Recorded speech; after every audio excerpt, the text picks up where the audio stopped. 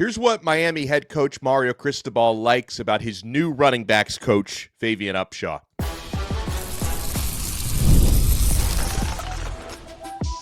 You are Locked On Canes, your daily podcast on the Miami Hurricanes, part of the Locked On Podcast Network, your team every day. Miami got their running backs coach, but we still have tight ends coach and cornerbacks coach yet to fill, so we'll stay tuned for those. Happy Friday. We made it. I am Alex Donno, University of Miami alumnus, co-host of Locked On ACC and host of Postgame on the Hurricanes radio network. And thank you to the everydayers for making Locked On Canes your first listen. We're available free wherever you get your podcasts. We're free on YouTube. We're part of the #1 Locked On Podcast Network, your team every day. Today's episode is brought to you by 5 Hour Energy. Have your cake and drink it too. Birthday cake flavor is back. No fork needed. Vanilla cakey flavor, caffeinated kick, and no sugar. It's party time. Order now at 5hourenergy.com or Amazon. We're going to talk about some top Miami recruiting, national prospects with our special guest today. How the NCAA is trying to crack down on what we now refer to as the shadow portal. Not the main transfer portal, but the portal where guys try to circumvent the process this spring. The NCAA has a plan to crack down on that. A lot of people think it's Miami's fault that this is happening in the first place. I will explain why it's not.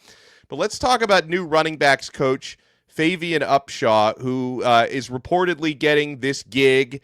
And the least surprising thing ever for me was when I got a message last night from our special guest, Larry Blustein, that, you covered now Coach Upshaw when he was a high school player, and he actually started his college career playing for Mario Cristobal at FIU, but Larry Blustein has been in-person scouting players for I don't know how long, and of course, Blue, you scouted Favian Upshaw out of high school. What can you tell us? Well, thanks, Alex. I appreciate that. And that's the one thing people don't realize about the entire, coaching process is that the ties that you have with people, and you never know when you can call back on them or whatever. And, Favian started out at, and first, the one thing that I got a message yesterday alerting me about it was somebody that I covered in high school, and he goes, "Do you remember Favian Upshaw?" And I said, "Yeah." And he sends me a little message where I had him ranked like 124th coming out of high school in his class. And he says, I was figuring that you rated him so low. And I said, well, there's 9,000 kids that play, and nobody's really too low. But yeah, I remember he came out of Titusville Astronaut, same school that produced Wilbur Marshall, Chris Collinsworth, and, a guy who was a quarterback in high school and a very athletic kid. And I remember he got his scholarship offer to go to FIU, as you mentioned, with Mario Cristobal, was there for 3 years and then finished up at Georgia Southern. And, I followed his career ever since, and he's been a kind of a student of the game and picking up a lot of, things from some, people around him. Obviously, everybody knows that the Denver Broncos was, his latest stop, as a quality control guy, but he's got a pretty good past. And that's the one thing Mario Cristobal, and I know it's the unknown. You know how that is with the fans of Miami. If they've never heard of him and he's never a 5-star guy and he wasn't this guy and he wasn't a Heisman Trophy candidate and all this stuff, they don't want to hear about it. Oh, they're just grabbing. No, they're not grabbing. He's a very intelligent guy. He's he walks in, with a lot of what he does is, as far as walks in the room, with a lot of background and a lot of somebody who studied, the offenses and has been around it. And I think he's going to be a great addition, to this. And certainly he'll work hand in hand with the rest of the offensive coaches, including Mirabal, who was the run game coordinator for games last year, and certainly, the rest of the offensive staff, but I think he comes in with a fresh perspective, get an opportunity, has been around pretty decent guys in his young career. And I think he's a great fit. And for those of you, and I got a ton of messages yesterday about it. Oh, Miami's grabbing that. I'm thinking, why would you say that? Why would they need to grab? They just came off a national championship appearance. No, they got a guy that, that Mario's comfortable with. He knows, like you said, he's been around. He's kept in contact with him over the years. And, I think it's a great get for them and an opportunity for somebody young to come in and, share a lot of his perspective with some of the veterans. And he got, as you know, he's got a great running. He's walking into probably a situation of a lifetime. So, and you and I discussed this last time, what running back coach wouldn't want an opportunity to come into Miami? And So the fans could, stop. And I know that, this is a world where you got to prove yourself first, but I would relax. I think they got a really good guy. Somebody who's going to work hard, during the spring. And that's, he's coming aboard at a great time, where he's going to have this full month because Miami's starting a little bit later. So he'll have the full month to acclimate himself with the program, to spend a lot of time watching film, be in a lot of meetings with the running backs. And then when he gets out there during the spring, he'll hit the ground running. Yeah, no, that's well said, Blue. And here, I thought a very well articulated note on Upshaw was shared by our friend Gary Furman at Kane Sport. As you mentioned, Upshaw spent the past 3 seasons with the Denver Broncos as a quality control offensive coach. Prior to that was at Georgia Southern, his alma mater, also coached a little bit at Tulane. But this note from Kane Sport, insiders around the NFL have noted his impact in behind-the-scenes game planning, player development, and analytical preparation, which is what put him on the map for Mario Cristobal. In Denver, Upshaw played a role in refining the skills of running backs and position groups, work that drew attention beyond the NFL. His contributions extended to coaching the national team running backs at the Senior Bowl this year, further raising his profile among coaches at all levels of the game. His experience working with professional athletes should fit well in a Miami running back room loaded with talents like we talked about. So those are the qualities that made Upshaw attractive. And going back, Blue, to what you were talking about with how thorough Cristobal is, we recently got some insight on what a Mario Cristobal interview is like from Scott Satterfield, who once interviewed for a job under Mario. So a Mario Cristobal interview, it's all day. Like, it's like you're going, it's beyond even a 9 to 5. You're there for like 9-10 hours being interviewed. The entire coaching staff is in there for your interview, and everybody is taking notes. You're getting questions from other coaches. So I'm sure that Upshaw went through a gauntlet like that for his interview process. And to your point, Blue, being comfortable with the other offensive coaches, I'm sure the other offensive coaches were in on that interview, and they made sure, not just Mario making sure, but the other offensive coaches made sure this is a guy we can work with. 100%. And it's a move like this has to be, a move that is going to benefit the entire team, so, like you said, I mean, he's going to have to be on the same page. And I could, cite differences over the last couple of years of coaches that came in here and they wanted to be, the focal point. They didn't want to, kind of share things, and they didn't want to be part of a team. They just wanted to showcase what they knew individually. I'm not mentioning a lot of names, but they're no longer here. And that's the thing. You have to remember, this isn't a 4-6 team they're taking, or a 4-8 team that's coming in. This is a program that, finished as a national runner-up in a year that nobody even, predicted them to do well in the, in their own conference. So, I think it's a really good move. I think it's a great move moving forward because of the fact that you have a lot of experience, and he's going to learn a lot as well. And that's the one thing I'm sure Mario Cristobal wanted him to come and share, all of his experiences and what has made him successful. along with picking up some integral parts. You have an offensive coordinator who's been there, done that. As I mentioned, Coach Mirabal, who's, has coached at a high level before.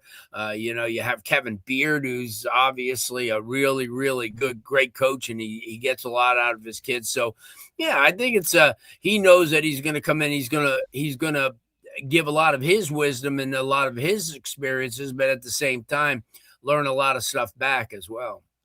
Well, when we come back, I want to pick Blue's brain on these new proposed NCAA rules where they want to come down so hard on what we call the shadow portal, because there's no more transfer portal openings.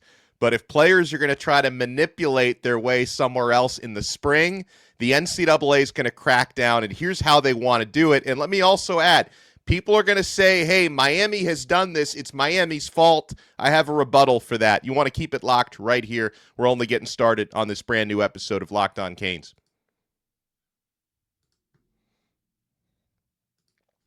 Welcome to the 5-Hour Energy Flavor Draft. With 18 different flavors to choose from, including new options like Confetti Craze, Fruity Rainbow, or Cotton Candy, there's something for everyone. The board is set. The flavors are ready, and I've got my number one pick for the 5-Hour Energy Flavor Draft. Most people consider Fernando Mendoza to be the number one pick. I'm a Ruben Bain guy myself, but for the Flavor Draft, guys, grape is a tried and true classic 5-Hour Energy flavor. Soft, rounded sweetness, consistent, straightforward taste. It's a classic purple candy style finish. Grape is a tried and true flavor. For a sleeper in this draft, Hawaiian Breeze is so refreshing. You feel the breeze, you taste the caffeine. It's made with passion fruit, orange, and guava flavors. It's sweet yet smooth, tangy yet tart. Find your new favorite flavor of 5-Hour Energy shots available online at 5hourenergy.com or on Amazon. We're also proudly brought to you by Game Time. Our Miami Hurricanes basketball team is doing so well this season, and we're getting to that big stretch of college basketball, the buzzer beaters, the bracket busters, those unforgettable moments that everyone's talking about the next day. Being there live for something like that, it's bucket list stuff. The hard part, though, is actually getting tickets, long queues, prices jumping around, and surprise fees at checkout. But the Game Time app gives the advantage with consistent innovation. It's how you unlock amazing tickets and experiences in just a few taps. It's incredibly easy to use. I've been using Game Time for years, and the Game Time guarantee means 100% legitimate tickets delivered on time at the best price. And here's the best part. Fees are included in the price you see. What you see is what you pay, period. I love the seat view feature where you can see a panoramic view from your seat right before you buy right in that app. So take the guesswork out of buying college basketball tickets with Game Time. Download the Game Time app, create your account, and use code LOCKEDON for $20 off your first purchase. Terms apply. Again, create an account and redeem code LOCKEDON, all one word, LOCKEDON for $20 off. Download the Game Time app today. Thank you for making Locked On Canes your first listen. And if you're an everydayer, make your status official by joining the all-access tier of the Everydayer Club. You can click the link in the show notes below or go to lockedoncanes.supercast.com. We've been all over these coaching searches. I put out an exclusive episode called the Canes Colada, which is only available to the all-access subscribers. You guys also get exclusive newsletters, one-on-one texting with me. We do Q&As on there, and also Discord server access. Go to lockedoncanes.supercast.com to become an all-access everydayer today.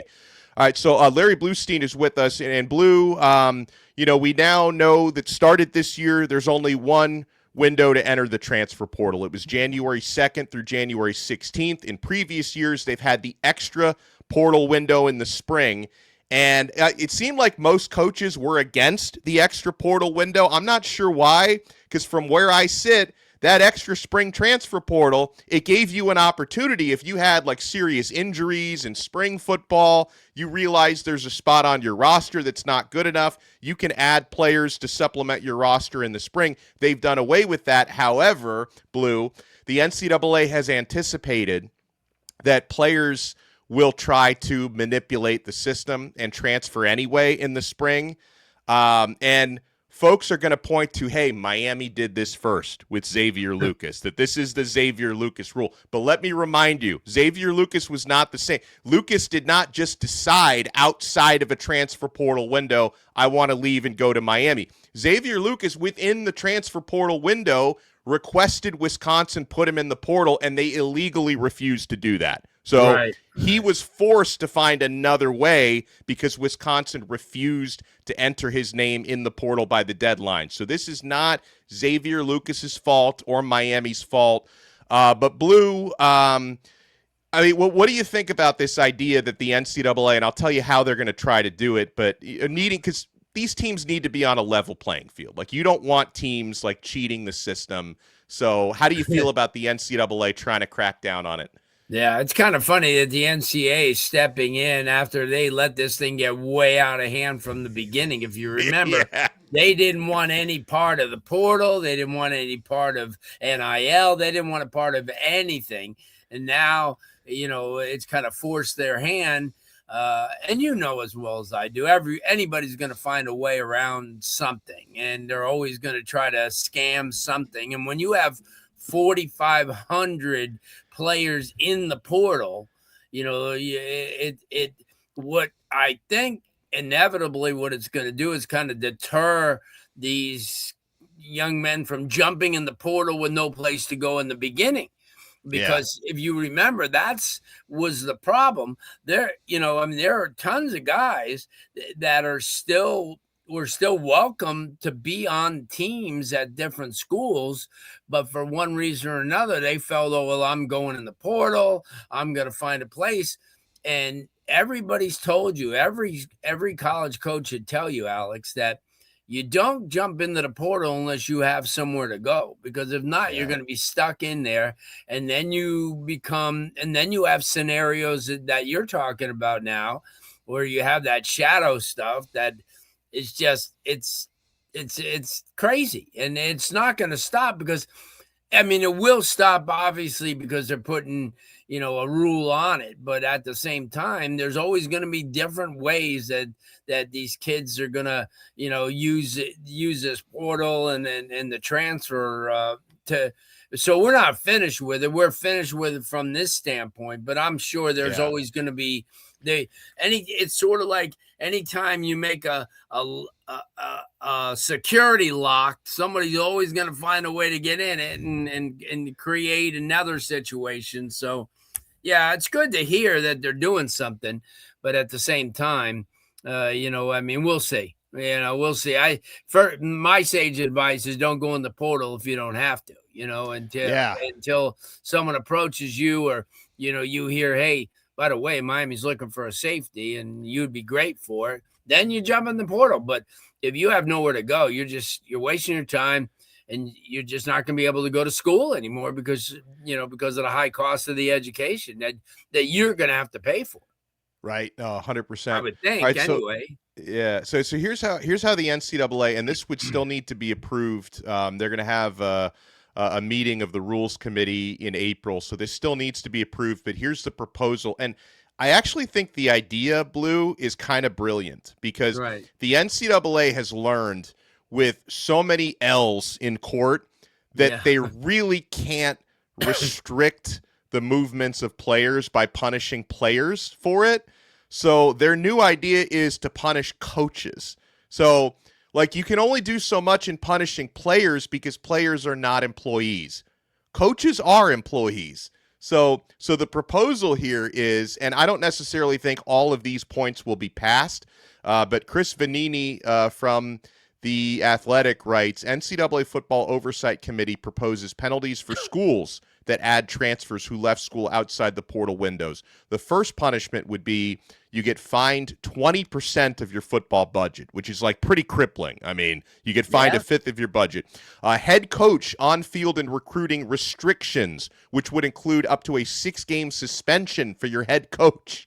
Loss of 5 roster spots. So, if they can pass that, I don't think any school, and again, it's kind of brilliant. You punish the coaches, not the players, which ends up, having an effect on the players, because I don't think any school is going to want to risk 20% of your budget, your coach getting suspended for 6 games, and all the other nonsense that comes with that. You're not going to want to risk it.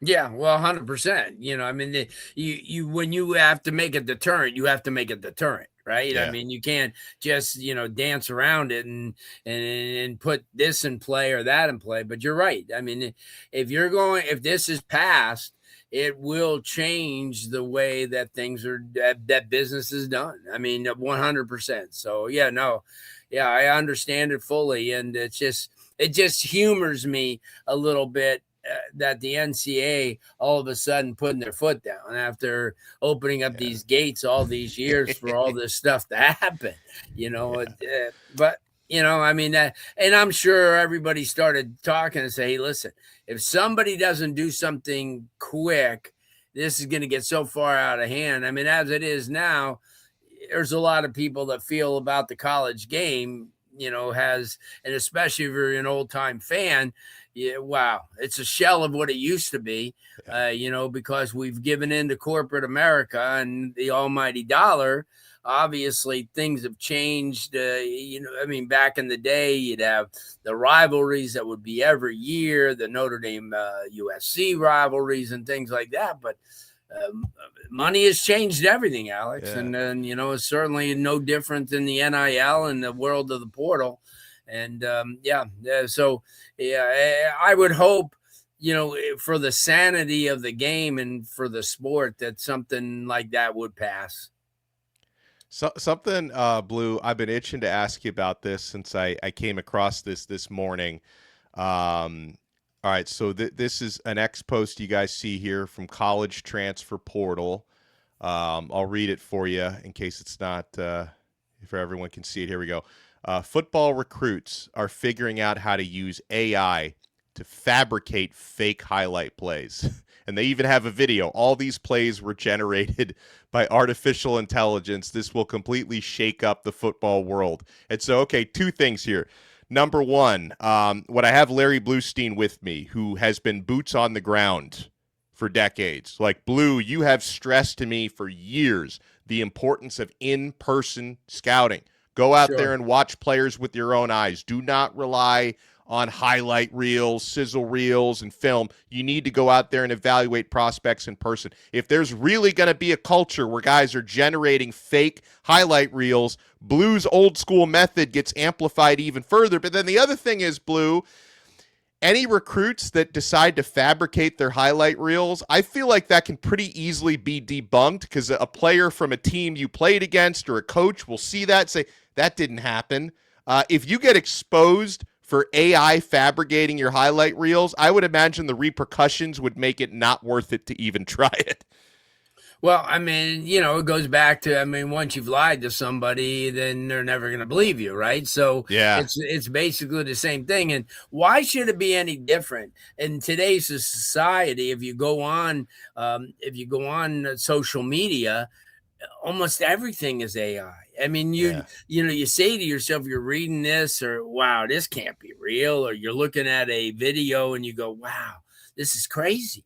And so you figure it's going to be about time that people are going to take the lazy way, especially when it comes to selling themselves as a recruit and put these AI. It's not hard to do, right? It's you get somebody that's really good with graphics, and you've got it 100%. But yeah, it's going to be just like you were saying with with the other part. I mean, once you start lying about things, it's going to catch up to you and no one's going to believe you, and before you know it, it's just going to be a waste. But I've never really relied. I kind of used all these, video clips and because when was the last time a kid's going to send out him missing a tackle or exactly dropping a ball, right? I mean, that's not going to happen.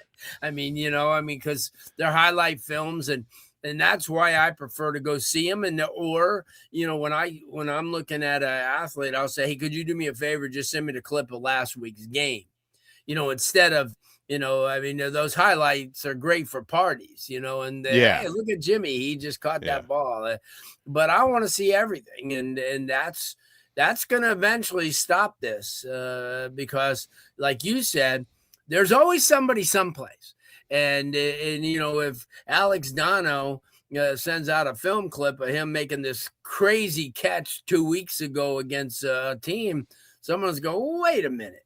I played in that game. I didn't see that. Exactly. Catch. So yeah, it's going to catch on quick, especially with the way social media is. And it's so instantaneous, and like whatever you and I are doing now, everybody's going to know within 2 seconds, and somebody's going to run, say, hey, Alex and Larry talked about this. And before you know it, someone's going to watch it. And the same thing with the film clips. So if you see, this kid chasing down this guy and he's coming from 50 yards back, and all of a sudden he makes his play, you're going to go, hey, wait a minute, check this out. And someone's go, oh, wait, this isn't real. This is not this. Come on. You're going to, and you can tell, you can tell now because, even though you got great graphics and great people who do them, there's always going to be something that's going to say in your mind, you go, this is AI. This is it. Yeah. Because you've seen, like, I've seen that somebody will make a catch and all of a sudden he'll make the catch, and because of AI is so inconsistent, his hand will go through the guy. And, that's right. Make the catch, and you go, oh, all right, there's a red flag right there. So yeah, no, I agree with you. It's gonna, these people, I obviously see what these people are doing, but sooner or later, no one's going to buy into it. And then you've got problems. Yeah, no doubt about that. All right. When we come back, a top Miami wide receiver target has narrowed down his list to 5 schools. Miami is among them, but who else? And the Hurricanes are in relentless communication with a 5-star corner. You want to keep it locked right here. We got Larry Blustein with us on this brand new episode of Locked On Canes.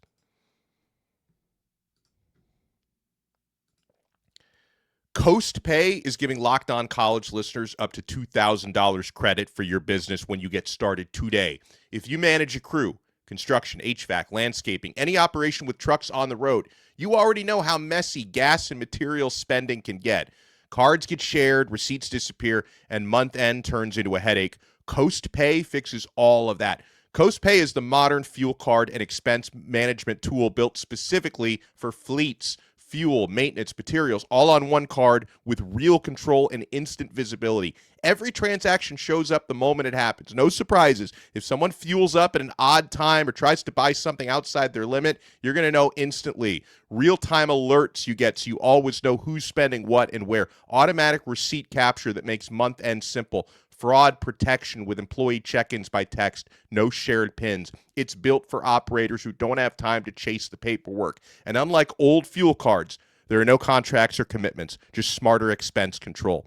Right now, Coast Pay is offering our listeners up to $2,000 in credit when you get started at coastpay.com/LockedOnCollege. Go to coastpay.com/LockedOnCollege to see how you can earn up to $2,000 in credit. Terms apply. The Coast Visa commercial credit card is issued by Celtic Bank. All card accounts are subject to credit approval.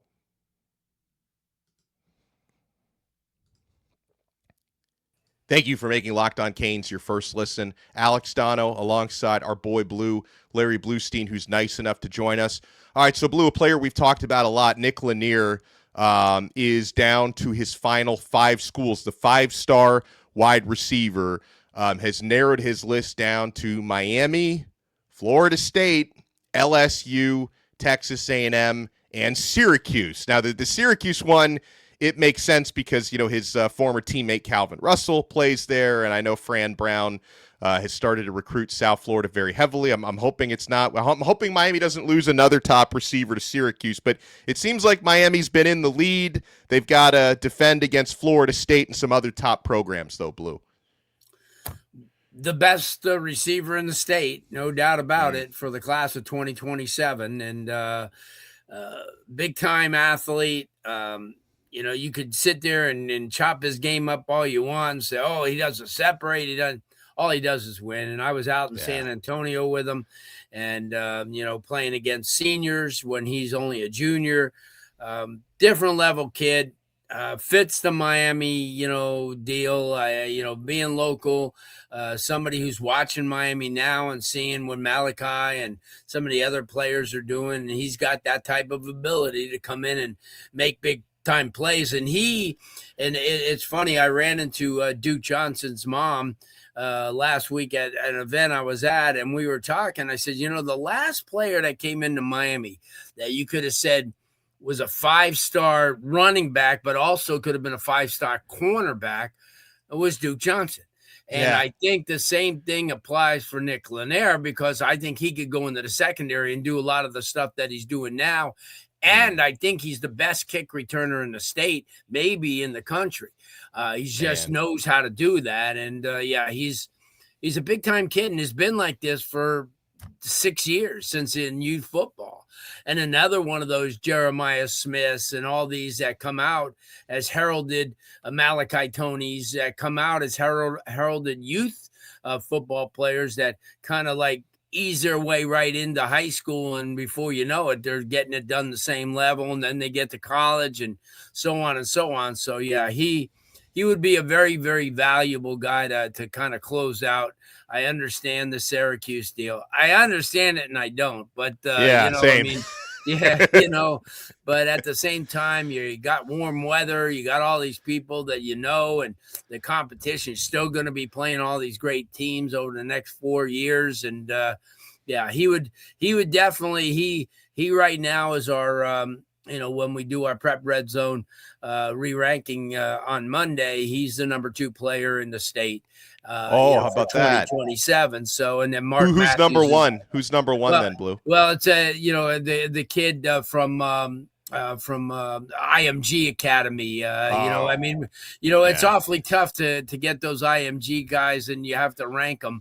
But when you have a player, like Zyron Forstall, who's an edge kid, he's 6'4", 255, very fast, very elusive, and he's our number 1 player, and then Nick Lanier would be second, and then Mark Matthews would be third, and somebody that obviously, but we want you to obviously catch that when we release the re-rankings that are coming up on Monday, because it'll show you a lot of the talent that Miami's after, a lot of these teams are after, and we've gone to a lot of things, guys like the Caden Henderson kid, who was our number 1 player on the last cycle. But then, you have guys like Osani Gales and Mark Matthews, and then, as we mentioned, Nick Lanier. So, and then you have Julius Jones and Justin Thompson and the kid Aaron Washington that came in also, and Mekhi Williams. So there's a lot of talent, but Miami, if Miami can land Nick Lanier, I think that they've done their really, really due diligence for this cycle. Hey, Blue, how much have you seen of Joshua Dobson, a 5-star corner out of North Carolina, Huff High School, the same high school that Tyron Evans, who's now at Miami, went to? Because Miami's going in strong for him. Dobson recently told On3, I was on the phone with Coach Cristobal 2 times last week. I can tell they want me really bad, he said. And he's going to be down for a visit coming up in spring. So have you had a chance to scout this player at all? Yeah, I've watched him, on obviously through tape. Hopefully not AI. No, he's definitely not AI. He's a kid who came a smaller area named from Cornelius, North Carolina. Yeah. Teams like Alabama and Arkansas have been all over him. The kid's a really, really good player, very physical, got good size. Yeah, he would be another great land. And that's the thing I'm saying, the residual, Alex, from the national championship game is starting to play through now, because a lot of kids watched that game and they said, oh man, that'd be a great opportunity. Then you do research on Miami and see warm weather year round, and you're in a conference that's very competitive. He would be a really good guy to get, and obviously, and there's a couple of other kids that have been talking favorably about Miami as well, and you and I talked about one of them before the show. Honor Fa'alave Johnson, who let me see if I could share this on my screen.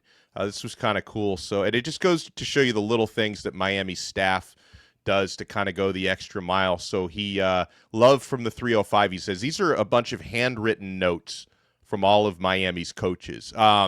Personally, Blue, I don't take that for granted because there's nothing that I hate more than handwriting notes for people because I'm so reliant on typing and computers that my carpal tunnel, like my hands don't work anymore. So anytime I see these handwritten notes, I'm like, all right, that is a nice personal touch. And honor Fa'alave Johnson out of California. He's ranked the top safety in the class, Blue.